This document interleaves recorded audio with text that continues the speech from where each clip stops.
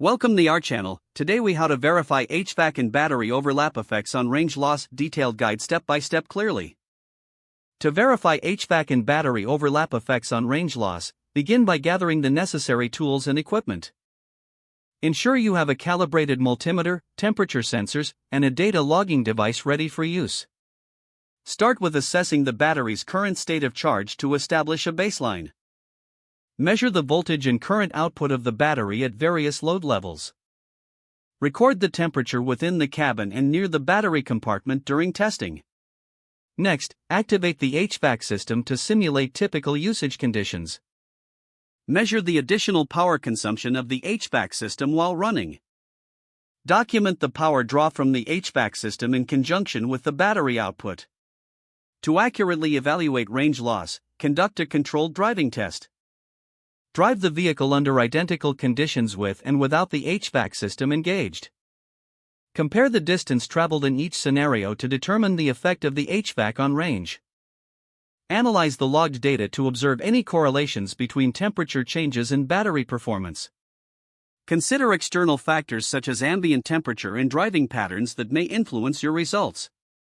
Finally, compile all data into a comprehensive report summarizing your findings.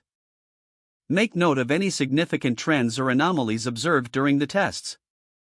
This detailed examination will provide insights into the HVAC and battery overlap effects on range loss.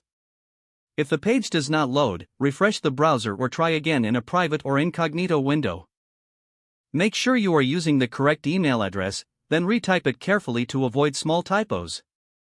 If your password is not accepted, use the reset option and create a new strong password you can remember.